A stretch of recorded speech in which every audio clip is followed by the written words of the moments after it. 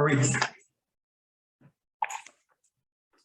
everybody, it is 5:31, and it is Tuesday, May the 2nd. I am in council chambers along with Councillor Cunliffe and Councillor Abbott.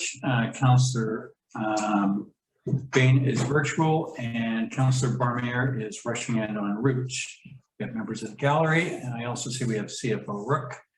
We have CAO DeJong and Municipal Coordinator Duarte with us tonight. I'm going to call the meeting to order and put forward the motion to adopt the agenda. I have no changes. Any additions? There being none, no. Public participation, will go right to it. If there's anybody that would like to unmute, please come forward. You don't have to turn your camera on if you choose not to. This would be the time to do public address for 2 minutes.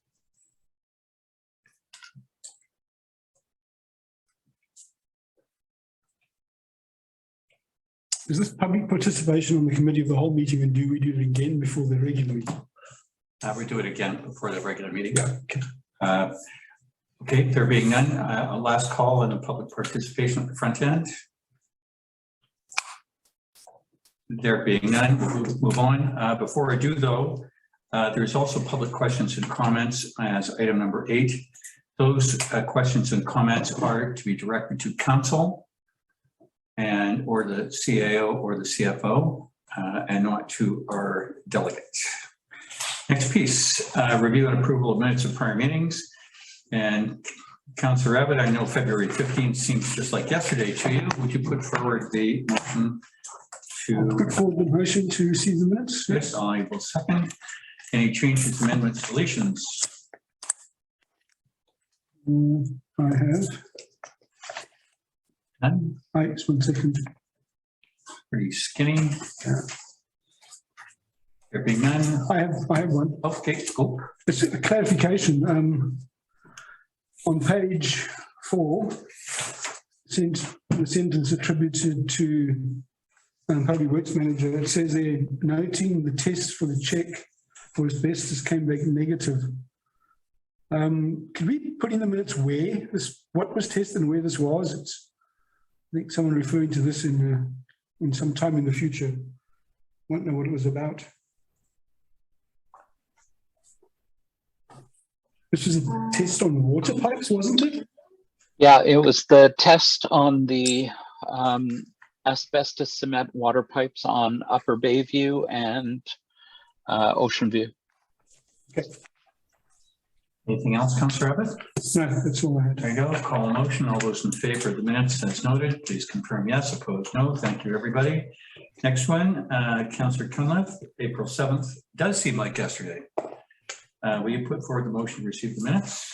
I prefer to receive the minutes of April 7th. Any changes and deletions to those ones, which was primarily the our delegate.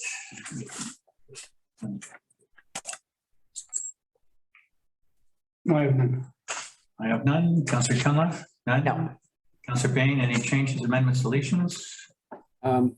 Just a typo, if you don't mind, on page 5. Reference to the forklift that's got fork life. This would be the 15th minutes, or which? 15th, yeah. Okay. I have nothing heavier than that. Okay, and all those in favor of the minutes for the April 7th meeting, confirm by saying yes. Opposed, no. Thank you, everybody. Good. Which brings us to unfinished business, which I don't believe there is any, but I'll go around. Councillor Abbott, any? No, I do not. Councillor Cunliffe, you don't have any. Councillor Bain? Nope. No. Councillor Barmere is absent. I have none. Moving on. And that'll be the new business, which is the audit report. And we'll just pause for a second while the coordinator lets their guest in. Councillor Barmere's. Good. Okay. All right. Mr. Fripp, welcome. Thank you for having me. It's a pleasure to be here this evening. If it is acceptable to Mayor and Council, I'll share my screen, and that way all participants can follow along if that's acceptable. Yep, we'll give you control, and your image is good, your audio is good too. So you have the course. Wonderful. Okay. So I'm here this evening to present the results of our audit of the financial statements for the year ended December 31st, 2021. Just moving into sort of an overview of our audit. We did commence the audit field work back on April 11th. We are substantially completed as of this evening and are prepared to issue our audit report following finalization of the financial statements by Mayor and Council. I should say approval of the financial statements by Mayor and Council, after which we will conduct some finalization steps with management and have the final financial statements with the auditor's report in management's hands probably by the end of the week. There was no change to the materiality levels that was previously communicated. Just to refresh your memory, that was set at 134,000, which is 3% of prior year revenue.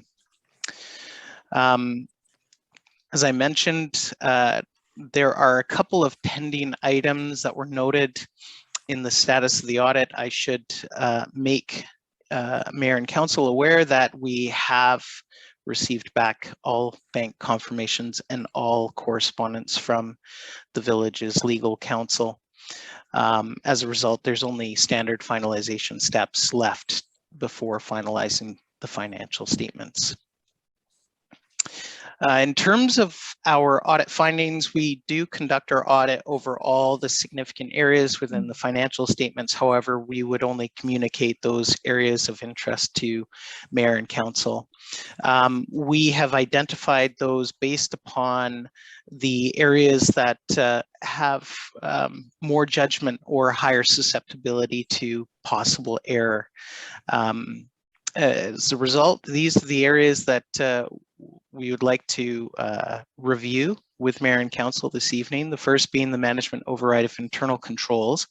And this acknowledges that management is in a unique position to perpetrate fraud through either directly or indirectly manipulating accounting records or overriding controls that otherwise appear to be operating effectively. This is a mandatory audit consideration. We consider it in all of our audits. And it doesn't mean that we have a belief that management would perpetrate a fraud of this nature. We have to remain open to the possibility that by virtue of their position, they could perpetrate a fraud of this nature. We discharge this risk by looking at the manual transactions within the general ledger. We're looking for transactions that fall outside of the normal course of business, that are unusual or non-recurring, that require judgment in arriving at their values. And we review the source documentation that accompanies those estimates, judgments, or manual adjustments to ensure that there's a sound underlying business rationale for those transactions and that they're well supported. Our testing in this area was conducted without issue, and we have no findings to report to Mayor and Council on this. The next area is the risk of fraudulent revenue recognition. Again, another fraud consideration and as well a mandatory consideration under Canadian auditing standards. And this acknowledges that revenue recognition, especially under Canadian public sector accounting standards, is subject to a significant degree of judgment in arriving at when revenue should be recorded, specifically around government funding. And so the judgment involves when the revenue would be recognized, and it can be inappropriately pushed out, deferred out into future years, or recorded too quickly, depending on what the desired optics within the financial statements might be. Again, we don't approach this with a belief that this would be something that would happen within the village. We have to remain open to the possibility. So we discharge this responsibility by looking at funding agreements. What we're specifically identifying is whether there are any stipulations within those funding agreements that give rise to an obligation. When those stipulations do give rise to an obligation, that obligation is required to be deferred or recognized as a liability in the statement of financial position, at which time, as those stipulations are settled, then those liabilities are extinguished or recognized as revenue in the statement of operations. Again, we conducted our testing and we have no exceptions to report to council. We are required to communicate any significant deficiencies in internal controls that we identify throughout the course of our audit. We did not identify any significant deficiencies that we would consider of importance to raise to council's attention. We did identify a couple of minor unadjusted differences. The first one being that on the village's debt, there is an annual year-end accrual for interest expense. This is sort of a standard reversing error that occurs annually. You can see that the impact on the annual surplus is only $78, but the understatement to liabilities is roughly $12,000. As well, we identified a minor cutoff error in accounts payable, about $17,500. This was arising from a late construction invoice, of which a small portion of that invoice related back to 2021. And so there would be a corresponding increase to work in progress and an increase to liabilities as a result. That also had no impact on the annual surplus in the year. We consider these differences to be very minor. They are things that come up from time to time and reverse out in the following fiscal year fairly quickly. And you can see that they're well below our materiality threshold of $134,000. The next couple pages outline the other required communications that we are required under Canadian auditing standards to communicate to council. There's nothing of significance to point you to, but they are there for your reference. I'm going to skip the slides on our audit process. If you are passionate about auditing, then please take a read. Otherwise, it's good bedtime reading. And I'm going to move sort of down the line. I'm going to stop here briefly. Public sector accounting standards is currently undergoing transformation, if you will. I would characterize it as being behind the other frameworks in a number of regards, and the Public Sector Accounting Board is trying to update standards to bring them more current. Now, it's a slow process, and that's why you can see there's quite a number of changes on the horizon that don't take effect for a couple of years yet, but they will impact the financial statements of the village over the next several years. The one of probably most significant impact or potential impact to the village is asset retirement obligations. And the requirement there is that the village reviews all of its infrastructure to identify any contractual obligations that exist associated with that infrastructure. And that includes leases as well, to the extent that there are lease agreements in place.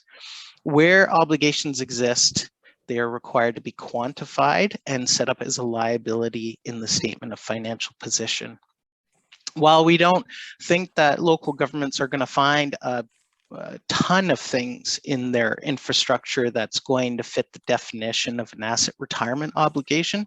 The challenge is that there is normally quite a lot of infrastructure to go through in order to identify those ones that do exist. So we're expecting that it's going to place a significant burden on your relatively small finance team, and they're going to require council support to progress through this standard adoption. The standard, it says effective April 1st, 2022. I believe that was deferred to 2023. And so it isn't effective in the financial statements, or you won't see it in the financial statements until December 31st, 2023. Mr. Furrow, if I can ask you to go back to this point. Yes, absolutely. I see that one of the other counselors in my browser furrowed. If you could give us the 40-word rundown in the simplest possible way for the impact of this. Of asset retirement obligations? Yes. Yeah, it's so, you know, of all the infrastructure that you have, you've got pipes, and I heard mention of asbestos pipes. You know, there's buildings of varying ages. You know, there's wastewater treatment plants. When those assets meet the end of their life, does the village have a requirement to dispose of those assets in a specific manner? And that can be driven by either by legislation or by contractual obligation. And if that is the case, then you need to quantify that, which normally requires a specialist to assist in providing estimates and a determination of when that cash outlay is likely to occur in the future. You would then discount that back to the present day, and that becomes your present obligation that you would record as a liability in the financial statements. So if I was to give you an example that we replaced our waste treatment plant recently, and we did some minor demolition of the former site and built on top of the new, how would this affect that? Well, with wastewater treatment plants specifically, there are normally licenses that are issued by the province. As part of that, it would outline what are the required activities at the end of life of that wastewater treatment plant. And those activities would need to be quantified and determined when that might happen. Some of the standards that we currently already have in place, not applicable to the village, but it's a good correlation, would be landfill obligations.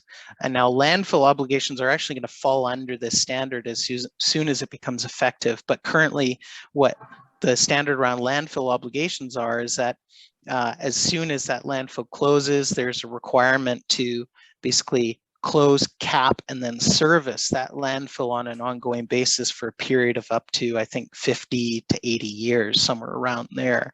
And there, you know, are a number of specialists that go and provide estimates around what that would cost and when, and based on how that landfill is filling up, when that's likely to occur. Now, some probably more closer to home examples would be, you know, based on the age of the building that Village Hall is there a likelihood that there's asbestos in the walls, in which case you'd have to go and get an estimate for what it would cost to remediate the asbestos within the building. You know, I've heard discussions around asbestos pipes, but I understand that so long as you sort of leave them undisturbed, then there's no real requirement to do anything with them. So perhaps there's an obligation there, perhaps not. But this is where you start to see the challenges in this standard. This is information that finance won't necessarily have. There's going to need to be sort of an integrated effort. And there could be assets within sort of the village's infrastructure base that were put into place some time ago, and there's going to need to be some digging that occurs to go and figure out what's there, what are the exposures arising from those. Thank you very much. Councillors, any questions on this point? No, I think, no, I understand it. In the beginning, I was thinking that this was about asset replacement as it aged, but it's not. Yeah, it's not retirement is maybe the wrong word here. So anything that's got no legislation, that's inert, like concrete water tanks that we have all over the village, we don't have to do anything with those because there's no obligation to remove them. Yeah, potentially not. Some of the more common ones I've seen so far is like there's a requirement to cap wells, for instance. So those are relatively small obligations. Underground oil and fuel tanks, asbestos in buildings, landfill liabilities. Those are the kinds of things that we're seeing more often.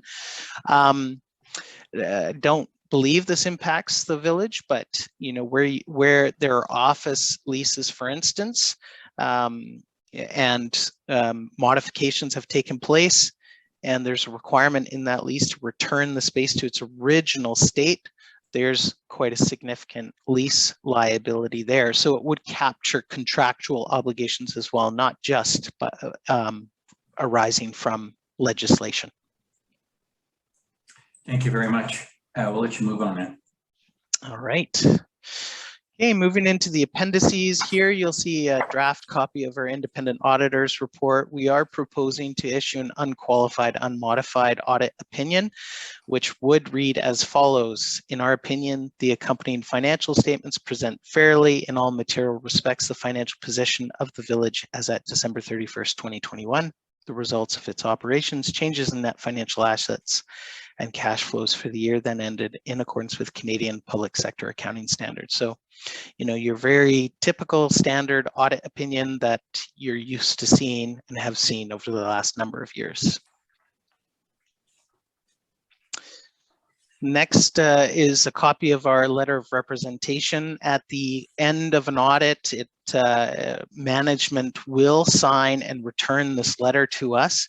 It's basically management saying that we've been provided full access to the village's records, full cooperation, responses to all our questions, and if there's anything of significance that we believe is of importance to include as a very specific representation, it's also outlined in this letter.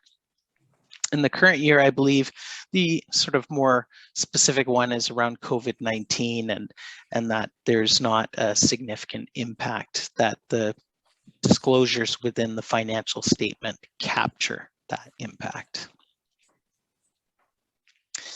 And last but not least, in our audit results letter is the management letter. There are no new points in the current year. In the prior year, we outlined 3 points. The third being asset retirement obligations, which we've covered thoroughly. The first is on information technology security, basically as an awareness point. And I think it continues to be relevant in that the amount of cyber attack and cyber activity that we've seen has increased dramatically even over the last year. In the 16 years that I've been practicing, it's only been this last year that I have encountered 2. So 2 in 1 year and 0 all the other 15 years. There you go. So it's on the rise, definitely. And so pleased to report that there has been training and periodic penetration tests, and there's some plans for multi-factor authentication at the village. So it's just something for council to continue to be aware of, as it's not a question of if, but when, really. The next is on approval of expenses of mayor and council. We identified that it should always be someone other than the individual who's reviewing and approving expenses. And we noted that that process is now in place. So all our points have been addressed, and nothing else to raise to council's attention. Before I move on to the financial statements, are there any questions with regards to the results of our audit? I'm sorry, Councilor you first. You go first. Thank you very much. I'm happy to say, Mr. Fripp, that in my 11 years in council, this is the first time I've seen a clean slate on the appointments in Appendix 1. Is there, I take this as a good stand for our team in the office, and not all of these are kind of, I think the cyber piece of technology is pretty important. I'm pleased that you think that. The expense thing, well, it's small, and the asset retirement obligations, I'm good with that. Thank you very much for your management comments. Yeah, I want to say that we always receive tremendous cooperation from your team, from Pam and Haley. So just would like to extend my thanks to the village's staff. It's a small team, and so when we come in and do an audit, it's a pretty big disruption, but we always have tremendous support. And as you can see from our results letter, and I think if you look back over the last couple of years, always pretty positive results, pretty clean audit overall. So Great, thank you. Councillor Abbott? Yeah, I had a question on number 2, the approval of expenses. So has that actually happened? I can speak to that. What this was, in the past, the CFO and the CAO approved the mayor and council's expense report. And just to be clear, we get about 1 a year. We get very few. And the recommendation was someone of an equal stature should be approving them. So the recommendation was that a councillor approves the mayor's, and the mayor approves the councillors. And there was only one expense report in 2021, and it was approved by a councillor. Oh, so there was one approved by just council. one for a few $100s. So that was the only change. They were always approved. It's just the recommendation. No, I just know that I hadn't seen any, so I was wondering if it actually had There was just happened. one small one. You can see from the Sophie as well. The It's very practical few example expenses. was the 2 members from a certain group that retired and we bought something. So, okay. Yeah. Got it. And then just on number 3, the retirement obligations, the statement, 3rd sentence, I guess, says, this standard is in some ways slimier. Isn't it? Is it meant to say slimier? Maybe slimmer. Yeah. Oh no. I think I might have pointed out last year that slimier was not the word we were looking for. No, that's not. We'll have that updated so that the results letter on file doesn't say slimier. That must be autocorrect that crept in there. Similar in some ways, but broader in scope to Okay. public sector 3270. I appreciate that. Yes, thank you. And then just while we pause there, can I just go back to your slide 17, our page 32, I think it is. 32, okay. Our page 32, your slide 17.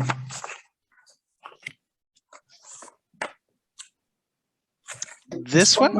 Yeah, the spotlight, that one, yeah. Where are we on these items? Have we done these? Do they affect us? Are we up to speed, or what effect does this have on us in the village? So this ties in with asset retirement obligations and what are the sources to consider when identifying possible asset retirement obligations. So it's an attempt to assist management in understanding where some of the information may rest to identify those obligations. So if any asset management plans have been undertaken, specifically plans around retirement costs and replacement values, that often will speak to what some of the costs of retiring an asset will be. Several years ago, contaminated sites was brought into effect. That was a very narrow standard that said assets that are not in productive use, you have to set up an obligation. Well, you can imagine we didn't find many assets not in productive use, let alone assets not in productive use that had an obligation attached to them. And so what we were finding more of is that when local governments were undertaking the contaminated sites review, they were identifying assets that had potential contamination, but they were continuing to be in productive use and so didn't fall under this standard, but would fall under the asset retirement obligation standard. And as well, asbestos, big issue. We think there's going to be quite a bit of that as sort of your standard asset retirement obligation that gets raised in many local governments. We spoke about the different legislation, agreements, contracts. So it's anything that has a contractual obligation for the village needs to be considered.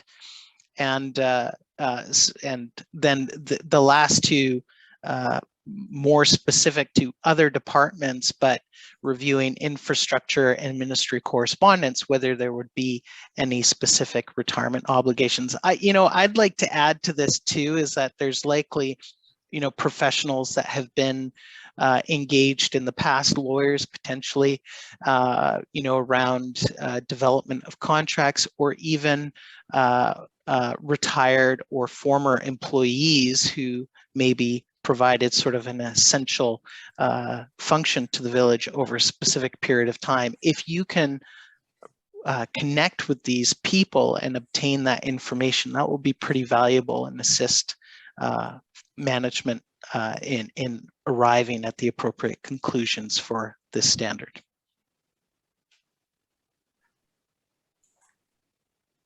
Okay, thank you. Wonderful.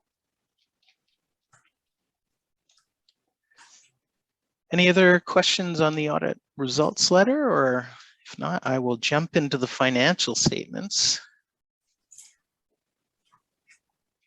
All right. Jumping into the statement of financial position. So accumulated surplus right at the bottom there is sort of what local governments is the equal of retained earnings in a private company.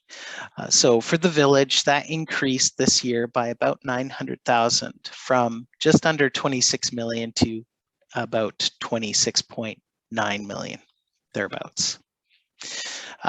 Some of the big significant changes in the statement of financial position in the year, you'll see that grants receivable is down. At the sort of towards the end of last year, the wastewater treatment plant was sort of being finished up, and so there was some grant receivable associated with that. There was less capital activity at the end of the current fiscal year, so you saw a corresponding decrease in grants receivable.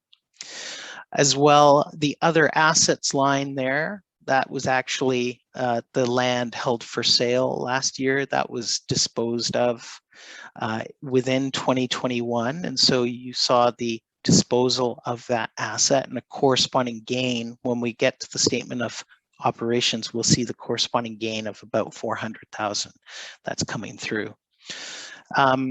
Accounts payable, there's a significant drop here, and that's because in last year with the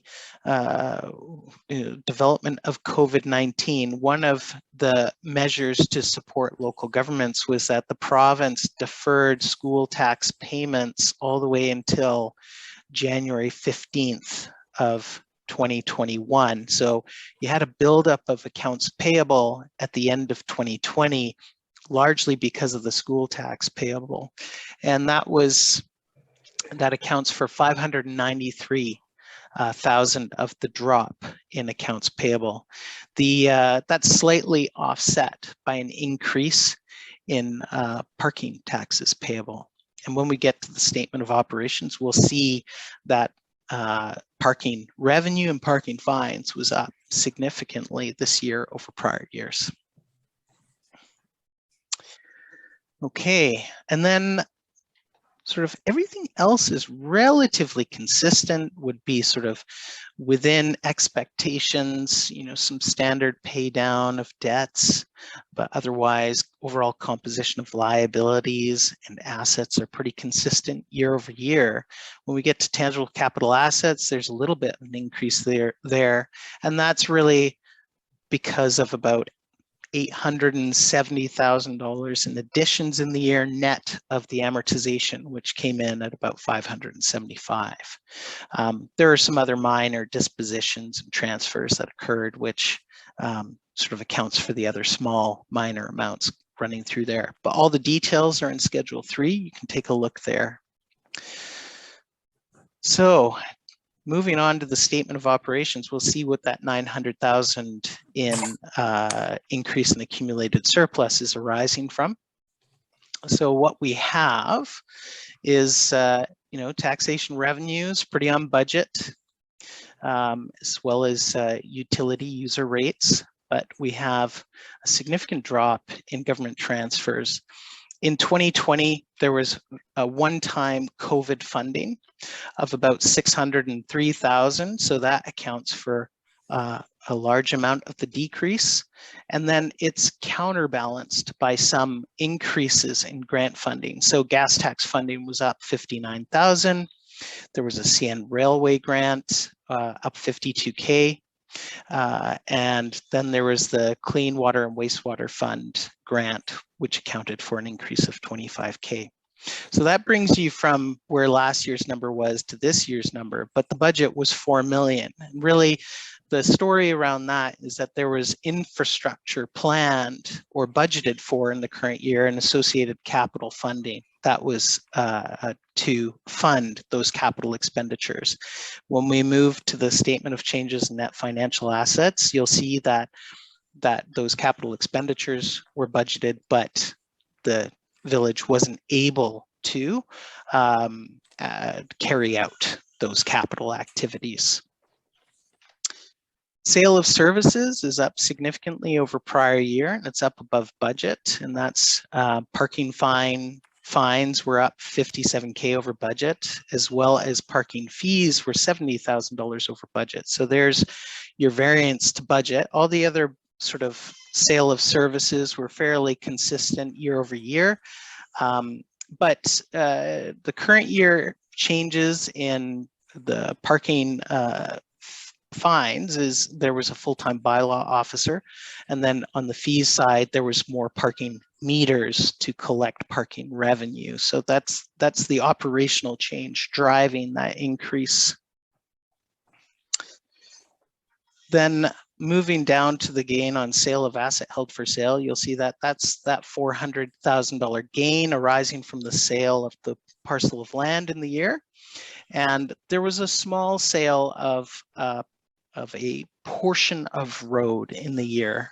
And so that resulted in a gain of about $30,500.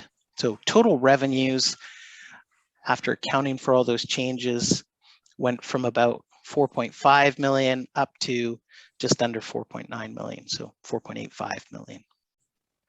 Moving down to the expenses, I find it's easier to sort of look at the expenses when you look at the segmented statement of operations, which is provided in Schedules 1 and 2.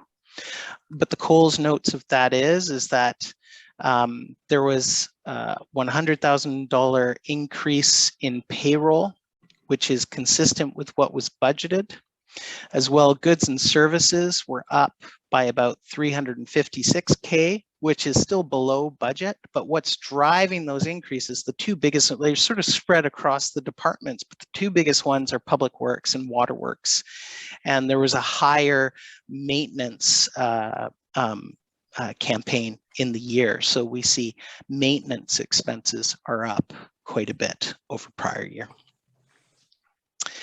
The result is there's an increase in expenses from 3.5 to 3.95 million.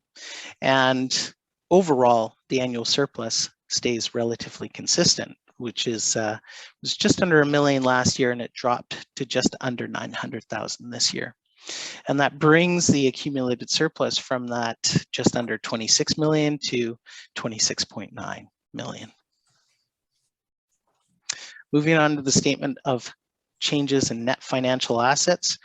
Net financial assets is a bit of a key metric for local governments because what it does is it looks at your non-financial assets are those assets and infrastructure that cannot be liquidated. It's used to carry out the services of the village. So net financial assets or net debt, if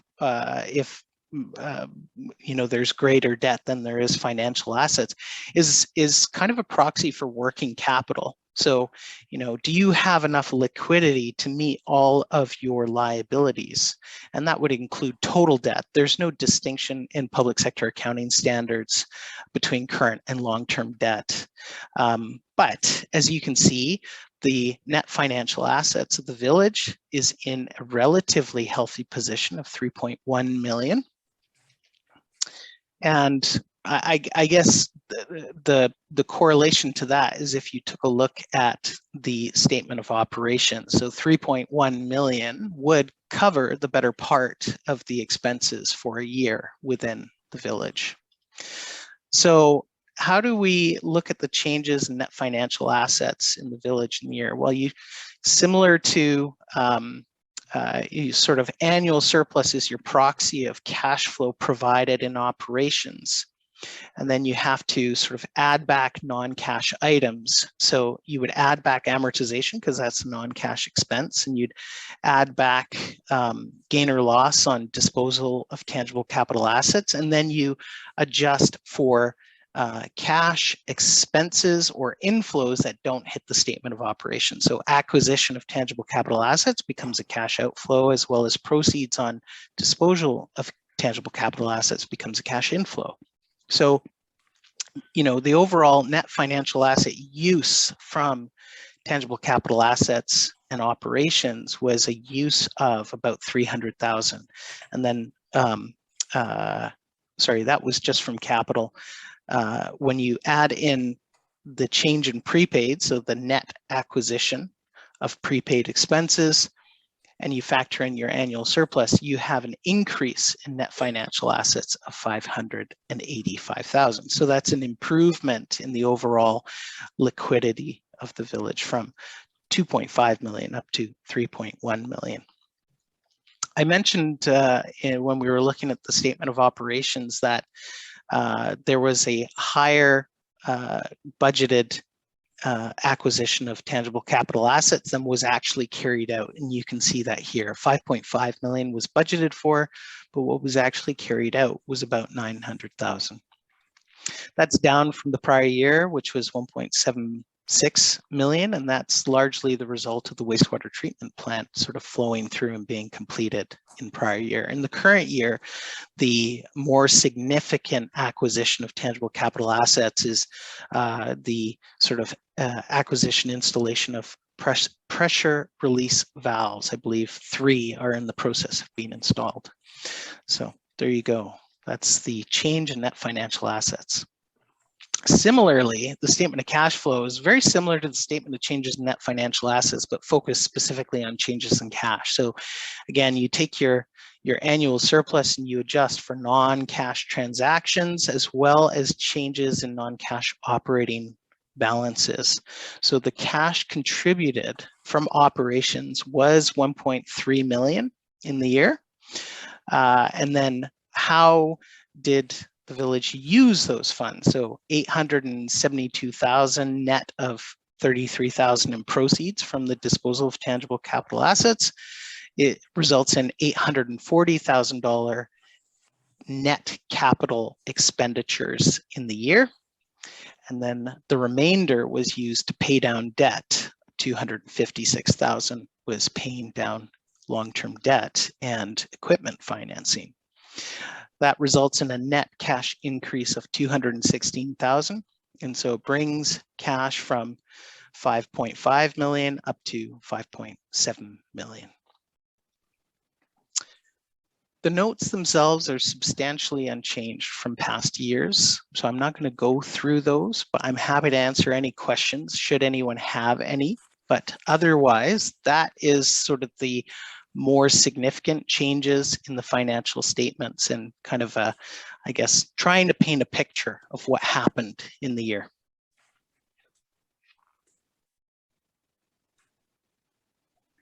Just one question on page 10, or that's your page 55, finders.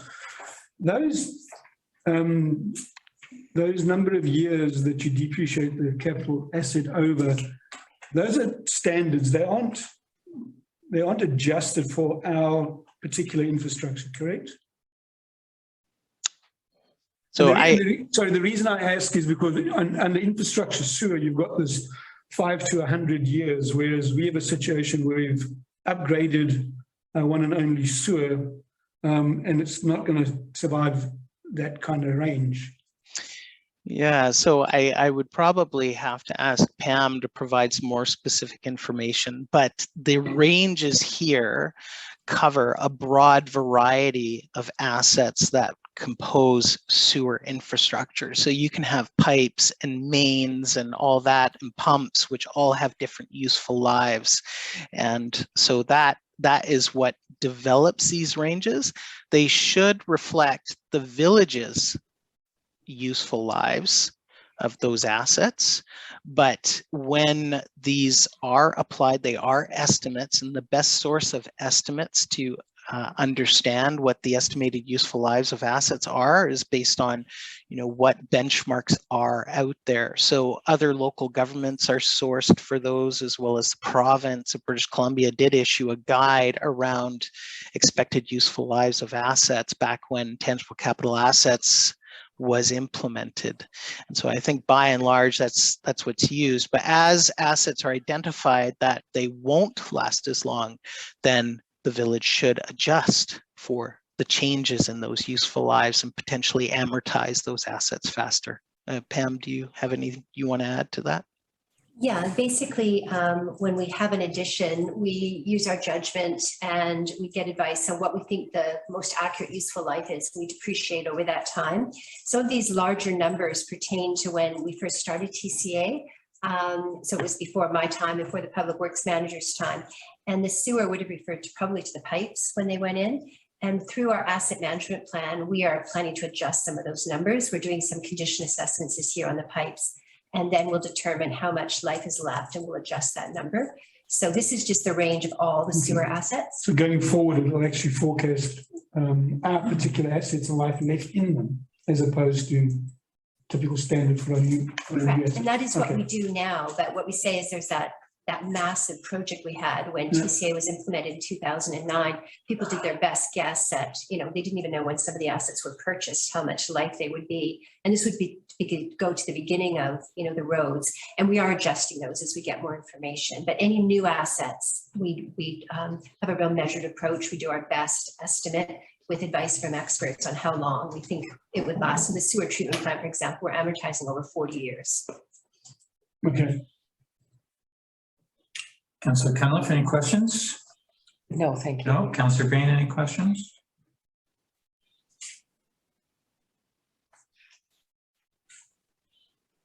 Silence is good. Councillor Bromere, you're good.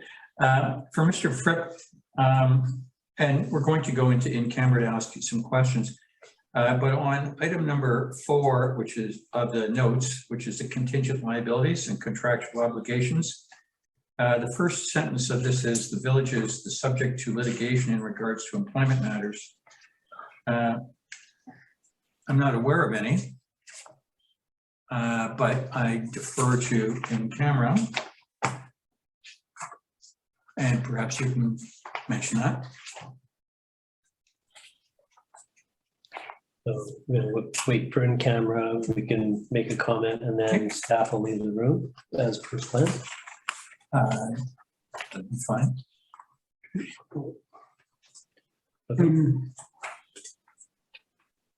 Are we jumping through all the notes now? Because I've got another question on some of the notes. The notes to financial statements. Let's go with that.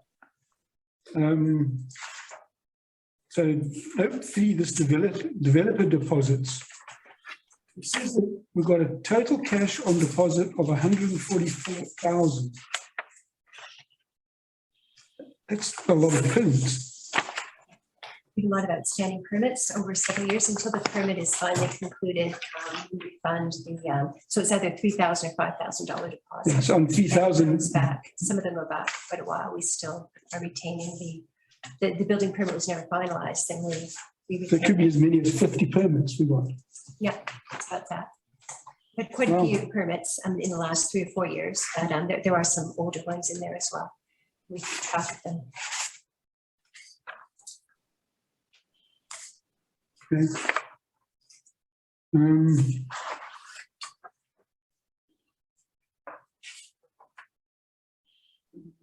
I think a lot of my questions actually got answered as you were going through the other section, to be honest. And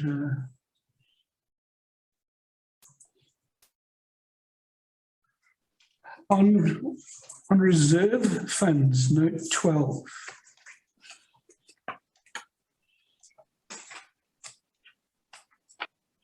So what is the land transfer? Where does the number of 117,000 come from? Because that doesn't correlate to the land we sold in the profit. No, that's the land reserve fund. So that was the money we made on the sale of waterfront property. So it has to sit in a restricted reserve, and we have loaned it to ourselves to pay for the sewer treatment plant. So Oh. that's this year's parcel tax. So we'll continue to have a revenue and transfer into this account from the parcel transfer tax for 10 years, sorry, the parcel tax for 10 years until it's repaid.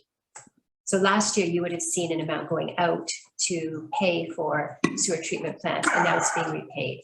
So that number should exactly correlate. Well, there's not that level of detail in here, but it's in the taxation number, and it's the parcel tax, the sewer treatment parcel tax. Why does it get called the land reserve fund? What am I missing?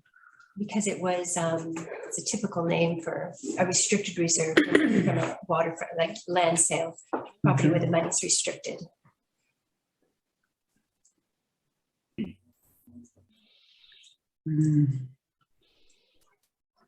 Very interesting. Okay, yeah, that's all I had until we get to the schedules. Thank you.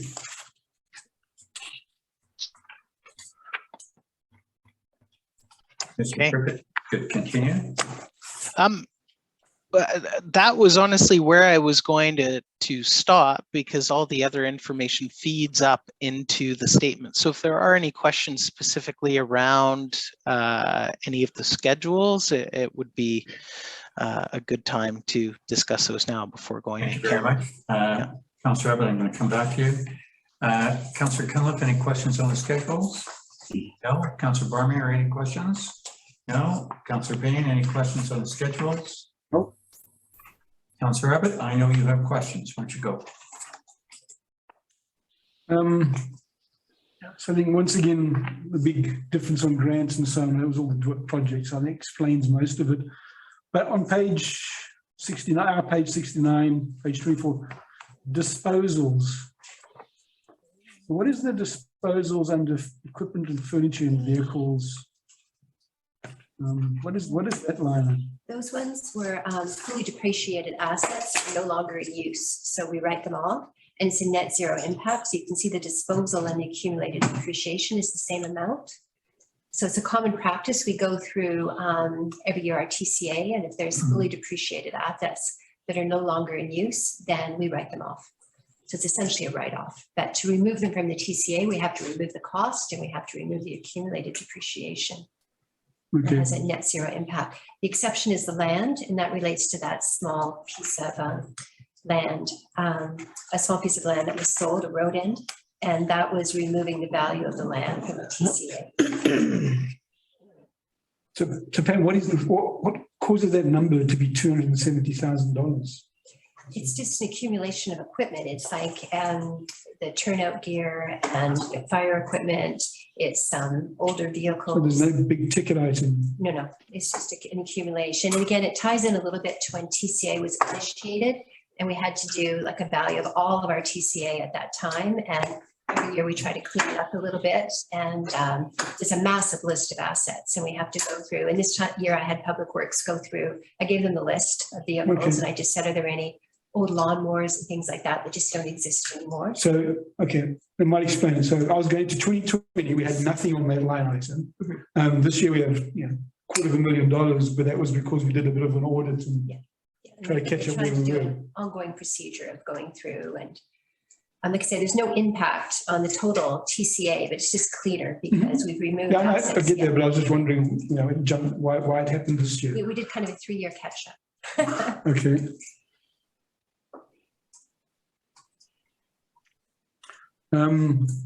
My last question I've got in my notes, and it's not necessarily a line item here, is the COVID grant.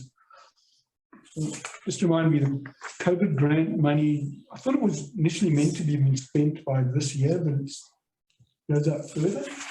This is 2 years. They hope It so a should be done. 3-year period. Yeah, they want it done by the end of 2022. So essentially 3 years. got it partway through. Okay. 2021. Yeah, so then 2020. So then there's 2021 and now 2022.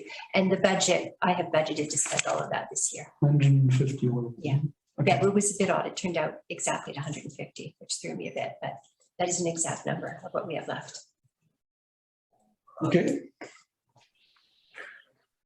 That's all I had. Thank you very much. Councillors, any more questions for Mr. Fripp? None here. None? All good. Mr. Fripp, if you've got a closing comment, this would be good. And don't go away. We're going to hang on to you for a bit. Yeah, no, absolutely. Just would like to thank Pam and her team again for their support. We are prepared to issue a final audit report provided that council approves the financial statements that are presented in the package this evening. Thank you very much. Councillors, if there's no other questions, and we'll go to public questions and comments. As I mentioned earlier, those would be directed to council or me or to staff. So we'll go to that. Anybody would like to come forward? I see we've got a member of the gallery on. If not, we'll move on.